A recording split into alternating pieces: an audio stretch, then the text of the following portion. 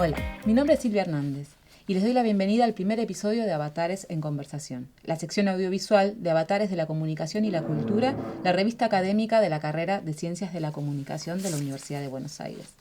Esta sección audiovisual la pensamos para celebrar los primeros 25 números de la revista. En 2023 se cumplen 50 años de la publicación del primer número de Comunicación y Cultura, una publicación fundacional para el campo de la comunicación en América Latina. Esta publicación se editó, su primer número, en 1973 en Chile. Luego, con el golpe de Estado que derrocó a Salvador Allende, la edición pasó a hacerse desde Buenos Aires, motorizada por Héctor Schmuckler y Armand Matelar. Más tarde, con el exilio en México, se seguiría publicando desde aquellas latitudes. Con una pausa, la revista retoma en 1982 hasta 1985, publicando un total de 14 números. Este aniversario nos invita a reflexionar sobre la comunicación, la política, la crítica cultural y el rol de la intelectualidad. Y para eso, hoy tenemos como invitados a Mariano Zarowski y a Liliana Córdoba, a quienes les agradecemos un montón la presencia hoy. Y queríamos empezar discutiendo algunos aspectos muy generales de esta publicación, sus espacios de circulación, sus principales aportes, cómo fue leída en esa época y también un poco cuál fue su legado posterior.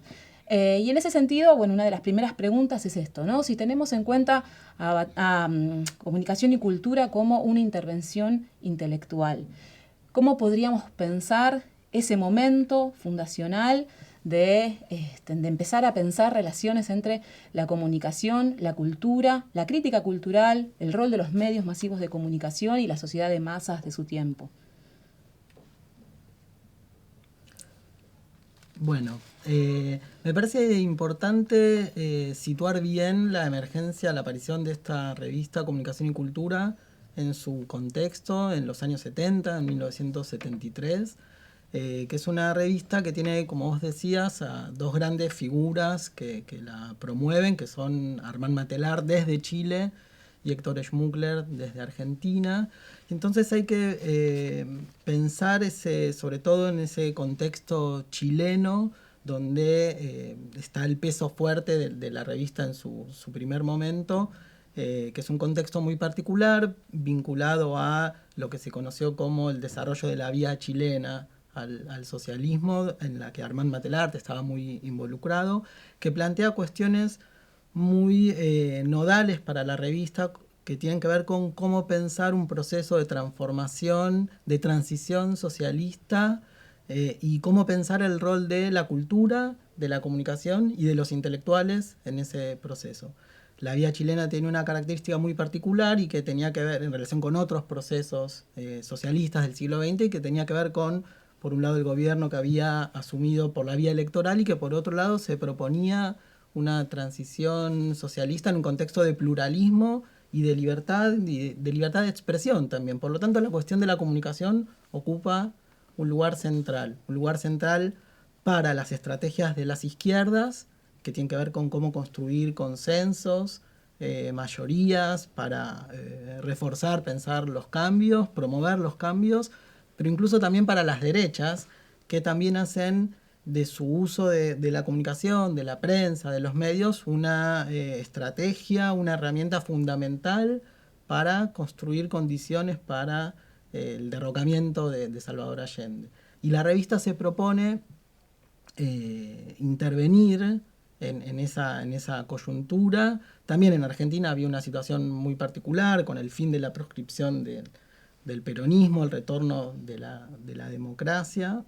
Y es una revista Comunicación y Cultura que en su número inicial de alguna manera presenta una contraseña de identidad muy clara, que es el nombre y la figura de Antonio Gramsci, que está citado explícitamente en ese editorial inaugural.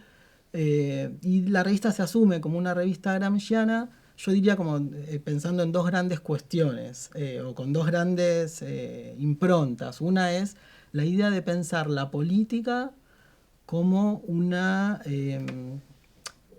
herramienta de producción de conocimiento, o la relación con la política como una instancia productiva para la producción de conocimientos, la producción de conocimientos científicos. Y la otra gran impronta gramsciana que asume la publicación es pensar la revista como un vehículo, como un órgano de vinculación, de expresión, no solo de intelectuales, sino como la revista dice en ese editorial, en ese momento inaugural, se propone ser un órgano de vinculación y expresión de experiencias que se estuvieran gestando en América Latina en la comunicación y que justamente se involucraran o tendieran a favorecer esos procesos de cambio. Ahí vos hablabas un poco de la cuestión del proyecto, ¿no? ¿Qué se propusieron cuando pensaron esta publicación? Y también podríamos pensar desde el lugar de, bueno, cómo circuló, ¿no? Cómo fue leída, cómo fue recibida en esos años, y también qué podemos pensar como su posteridad, ¿no? de esa publicación para el campo de la comunicación, digo, y también pensando, bueno, esto que traías de la relación entre comunicación, producción de conocimiento y política, ¿no? En relación a esto sobre cómo circuló y cómo fue leída, hay una entrevista muy bonita que Víctor Relarduzzi le hace a Héctor Smukler en un trabajo que publicó Audeva, que se llama Comunicación y Cultura, Trayectorias, Ideas y Pasiones, me parece que es el título, o Itinerarios, Ideas y Pasiones. Y ahí Smukler dice que digamos, en el marco de este objetivo, el primer número tuvo varias reimpresiones por el impacto que generó, ¿no? Esto de instalar a la comunicación masiva como un problema también de los procesos revolucionarios. Y que fue leída en ese sentido no solo en el mundo académico más politizado, sino que también, ¿no?, derramó sobre la militancia política, sobre el activismo, y que ese primer número, que fue muy importante en Chile y también en Argentina, después tuvo un proceso, la revista, de latinoamericanización, porque, esto que vos decías, ¿no? El golpe del Chile, Smukler se viene a la Argentina, abre acá un seminario sobre comunicación masiva en la Facultad de Filosofía y Letras, ahí empiezan a trabajar el nuevo número, y después, en México, ¿no?, que es donde finalmente termina su exilio, el de él y de muchos otros intelectuales de distintos países de América Latina, y entonces ya la revista trasciende el Cono Sur y tiene una lectura más regional.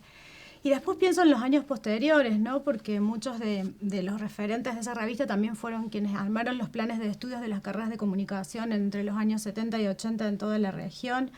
Y sin duda la impronta de comunicación y cultura estuvo ahí, ¿no?, en el formato de cómo pensar muchas de las carreras o las revisiones de los planes. En la formación de nosotros ha estado presente, hay textos que esa revista constituyen hitos, digamos, ¿no?, en cambios hasta de giros teóricos sustantivos para los estudios de comunicación, como son, el propio artículo donde Smukler reemplaza la I de comunicación y cultura por la barra, que más allá de su autoría, ¿no?, forma parte de una construcción intelectual de la región. Y en ese sentido, me parece que ha marcado a muchas generaciones en la formación, ¿no?, de comunicadores y comunicadoras, como aquella revista que de alguna manera condensa, quizás junto con otras, pero condensa lo que conocemos como perspectiva latinoamericana, ¿no?, crítica en los estudios de comunicación. Pero me parece que uno de los legados fuertes de la revista tiene que ver con eso, ¿no?, con cómo configurar, ¿no?, una mirada, por un lado, constitutiva de lo comunicacional en términos de la dialéctica cultura-sociedad, digamos, y en ese marco proponer una mirada crítica, pero también una mirada crítica desde América Latina, ¿no? De ahí la referencia tan fuerte en los primeros años a las teorías de la dependencia, al antiimperialismo, a lo que va a ser después la transnacionalización de la cultura como mirada. Creo que hay otro legado muy, muy fuerte de comunicación y cultura que tiene que ver con la relación entre práctica teórica y proyecto político, ¿no? Esto que decía Mariano me parece que es como otra impronta muy fuerte de ese proyecto intelectual, que no fue un proyecto editorial, ¿no? Digamos, fue un proyecto intelectual fuertemente ligado a los procesos políticos. Y un último legado, diría yo, que es más del tipo epistémico, que es esta insistencia de hablar de la comunicación desde todos lados, ¿no?, que es una afirmación de Smukler, y que uno la puede ver en la revista porque no hay una aspiración a constituir una ciencia de la comunicación o una disciplina de la comunicación, sino que uno ve ahí a la semiología, a la sociología, a la lingüística, a la filosofía, a la técnica, ¿no? Distintas miradas y corrientes aportando a construir una mirada sobre la comunicación. Bueno, en el próximo bloque vamos a tratar de adentrarnos un poco más en esas condiciones históricas, políticas y de los debates teóricos también que cimentaron este proyecto de comunicación y cultura.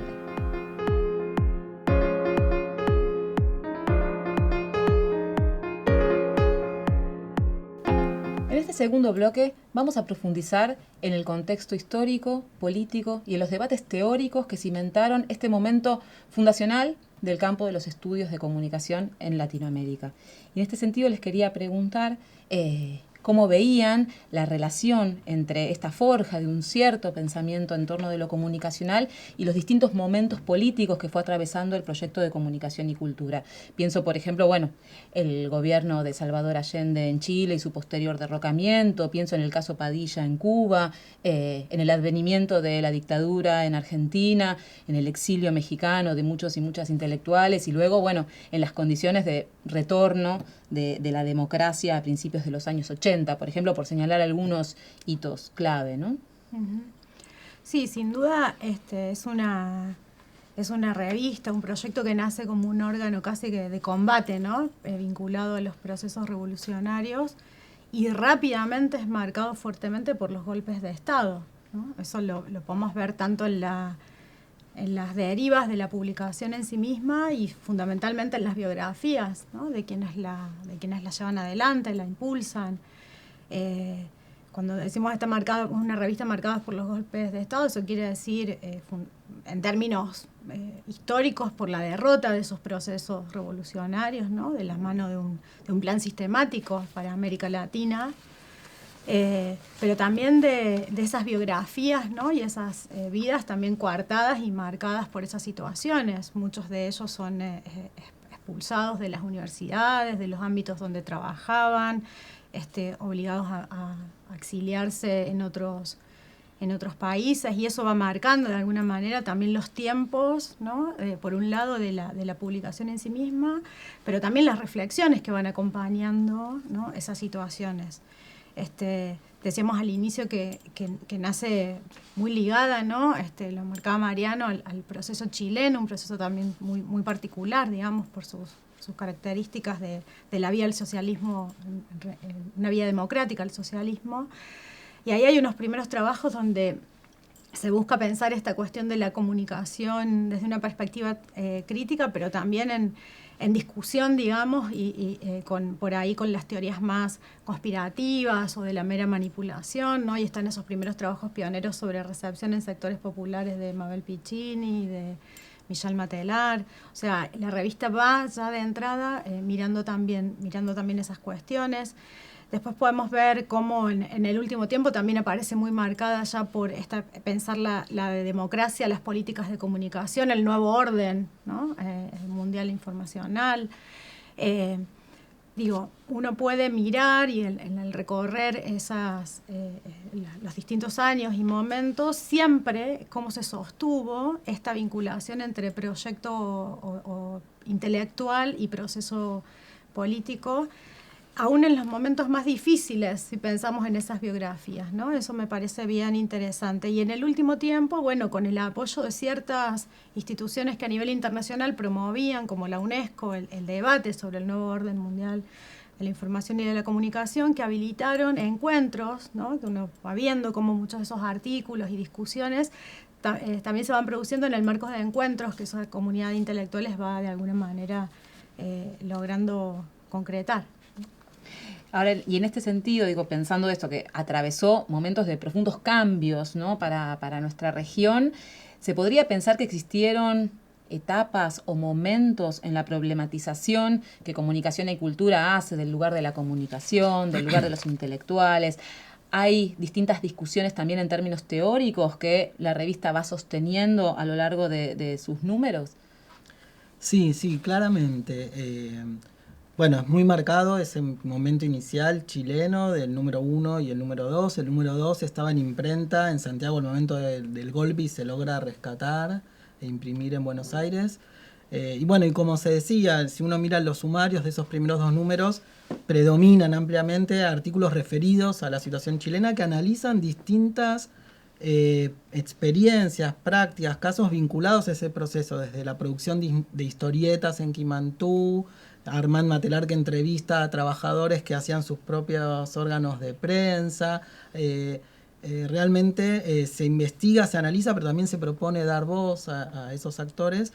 Y esto también me parece interesante reponer que participa de una serie de polémicas del campo intelectual, del campo cultural, que hoy parecen extrañas desde nuestros saberes contemporáneos, pero por ejemplo hay una discusión fuerte, sobre todo a partir, por ejemplo, de la aparición, de la publicación de Pararera al Pato Donat, el célebre libro de Dorfman y Matelar, que hay sectores dentro del campo de las izquierdas que objetaban que la cuestión de las historietas o la cuestión de la comunicación fuera prioritaria en ese contexto, porque había otras prioridades, la economía, la cuestión militar, etcétera, pero incluso esto sostenido sobre argumentos teóricos, que es la idea, un poco desde una lectura muy particular del marxismo, que la cultura es un fenómeno secundario, subordinado, que primero había que transformar la economía, las relaciones sociales. Y Héctor Schmuckler, Armand Matelar se involucran fuertemente en esas discusiones. Y ya un poco cuando la revista, bueno, cruza hacia la Argentina, donde ahí ya Héctor Schmuckler es un poco el que queda más al mando, por decirlo de alguna manera. También hay otras polémicas que están muy atravesadas por las discusiones argentinas, una muy conocida, muy transitada, en nuestras carreras de comunicación, tiene que ver con una discusión con Eliseo Verón y con la revista Lenguajes en torno a los modos de articular la práctica científica, la producción científica y la práctica y la intervención política, ¿no? Donde hay una discusión fuerte ahí, porque en el argumento de Lenguajes, bueno, los cientistas sociales, los intelectuales, debían producir teoría y investigación y prácticas de conocimiento específicas para luego que se conviertan en un aporte a los procesos de cambio. Bueno, y ahí la posición de comunicación y cultura era más bien que de alguna manera estas prácticas iban de la mano y que la práctica política era productora de conocimientos, lo simplificó mucho. Y después, bueno, sí, ya hay un gran, uno podría decir segundo o tercer momento, que es este momento que vos marcabas del exilio mexicano, sobre todo, bueno, en México es una situación muy particular porque México recibe a muchos exiliados del Cono Sur, de Chile, de Argentina, de Uruguay, hay un exilio argentino importante y en ese contexto se revisan las ideas, las concepciones que habían marcado tanto la práctica política como la intervención más en el campo específico de la comunicación, en torno a las ideas de cambio, en torno al papel de los intelectuales. Entonces, bueno, es un momento que es a nivel internacional también, de revisión, de crisis del marxismo y de revisión entonces de algunas ideas. Y esto se va a plasmar en las páginas de la revista fuertemente. Se revisa la idea de imperialismo cultural, por ejemplo, que era una categoría que estaba muy, muy fuerte, y se empiezan a matizar algunas ideas, a plantear la complejidad de los procesos. Una idea muy fuerte que aparece es la necesidad también de estudiar las culturas populares, y esto va a marcar muy fuerte el campo de los estudios de la comunicación para pensar las prácticas llamémoslo, de resistencia y darle voz a otros sectores sociales que no estaban contemplados en los paradigmas, ¿no? Entonces, eso va a marcar muy fuerte también el campo de los estudios de la comunicación en los años 80. En el próximo bloque nos vamos a mover hacia el presente, para pensar algunos de los desafíos del campo de la comunicación hoy en día a la luz de la tradición inaugurada por Comunicación y Cultura.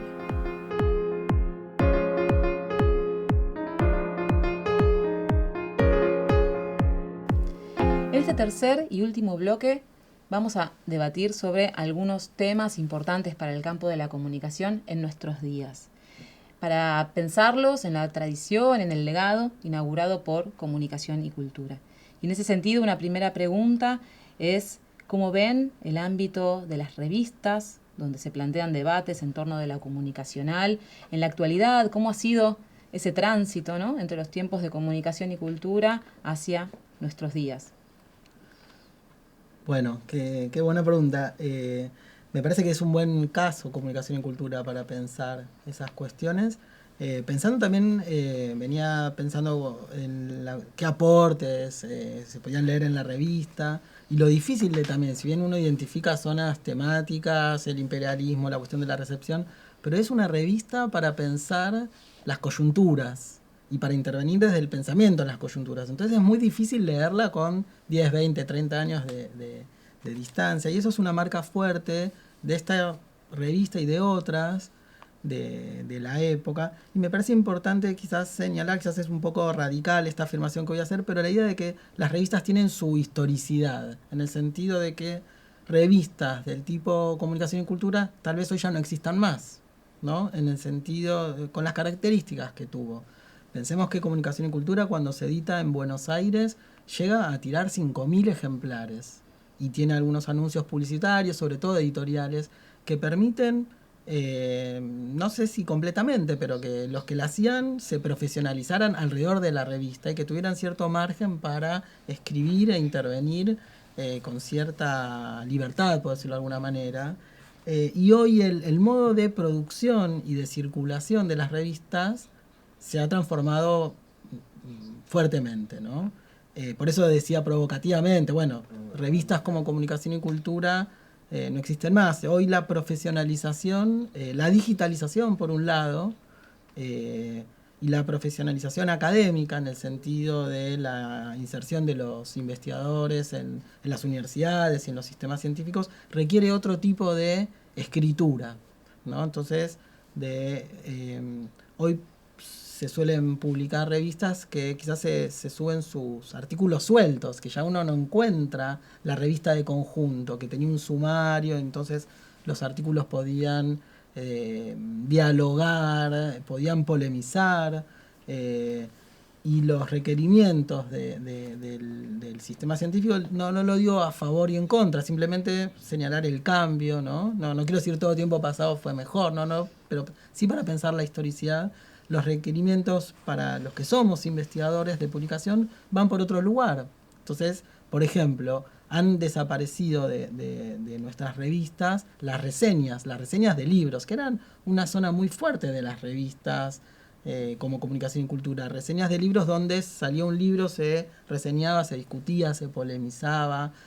Hoy las reseñas desaparecieron porque en realidad no acreditan en los sistemas científicos, justamente no acreditan puntaje, ¿no? Entonces, me parece que, bueno, hoy de alguna manera las revistas son más bien repositorios de artículos que órganos de intervención, de vinculación, como decía Comunicación y Cultura en su número inicial.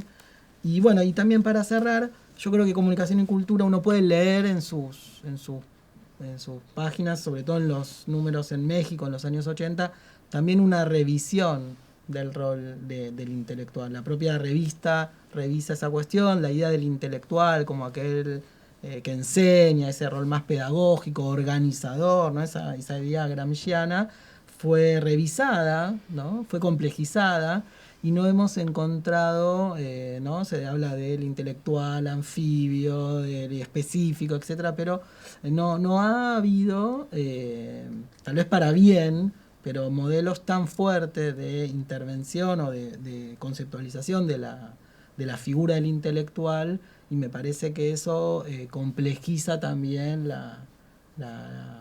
pensar revistas un poco más en el espíritu de Comunicación y Cultura.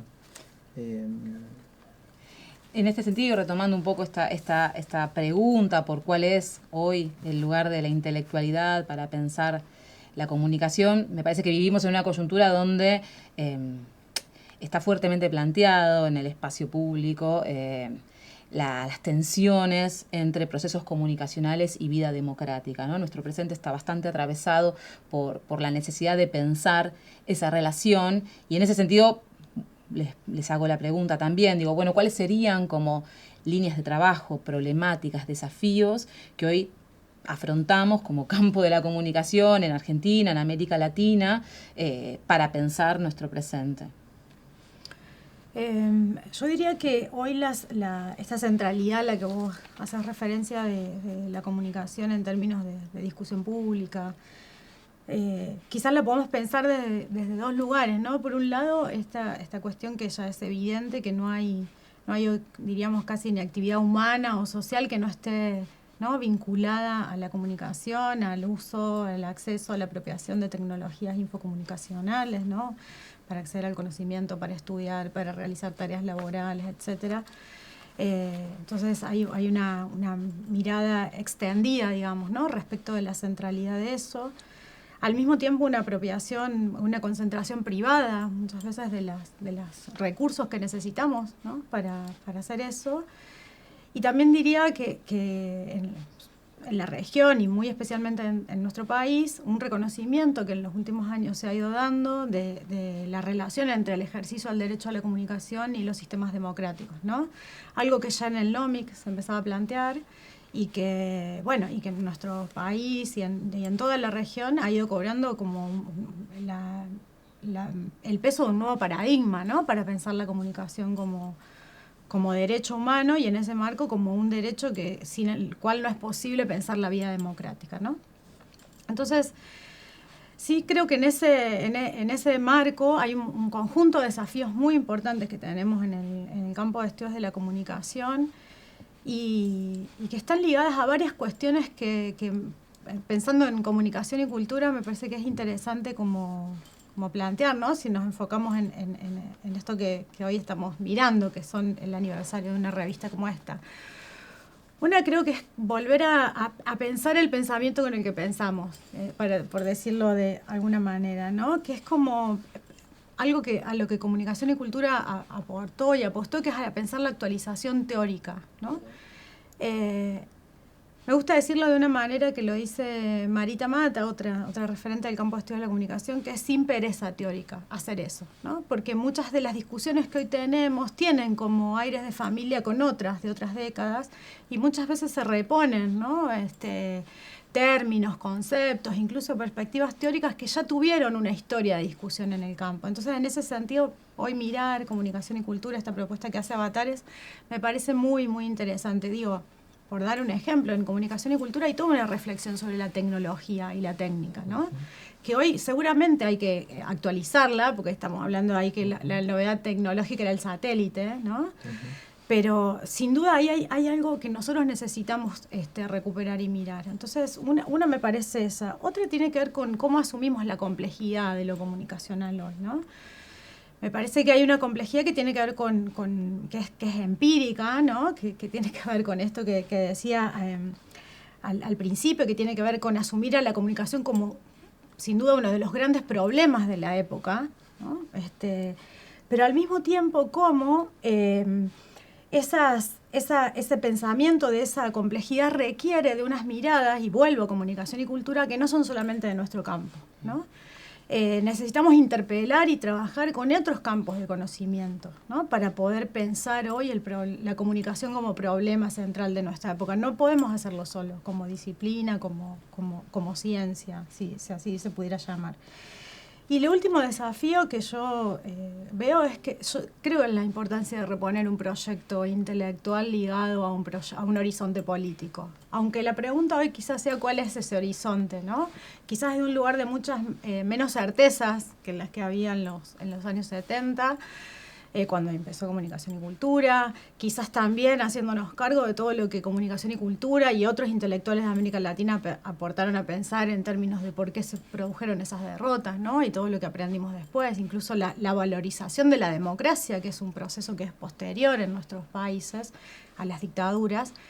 Pero me parece bien importante eso, porque sin proyecto intelectual ligado a un proceso político, me parece que se va produciendo una autonomía tal, ¿no?, del campo académico, que tiende a su propia y exclusiva reproducción. Digo, ¿cómo pensar hoy carreras de comunicación, proyectos de enseñanza, revistas, etcétera, que estén ligadas. No sé si se trata de democratizar la sociedad, eso como horizonte de una democratización de la democracia, así lo nombrábamos hace unos años. No sé si hoy nos alcanza con eso, pero pienso que ahí hay una interpelación fuerte también que nos hace esa generación y que hoy necesita... bueno, ahí creo que hay un aporte de la figura de los intelectuales, de los académicos, en diálogo, por supuesto, con un conjunto enorme de luchas, de actores, de organizaciones que están, ¿no?, tramitando impugnaciones, cuestionamientos, ¿no?, a las formas en las que el poder hoy se produce y se reproduce. Bueno, les agradecemos muchísimo, Liliana y Mariano, por su participación en este primer episodio de Avatares en Conversación. Y así llegamos al final de esta emisión y esperamos que nos acompañen en la próxima edición de esta sección audiovisual de Avatares de la Comunicación y la Cultura. Muchas gracias.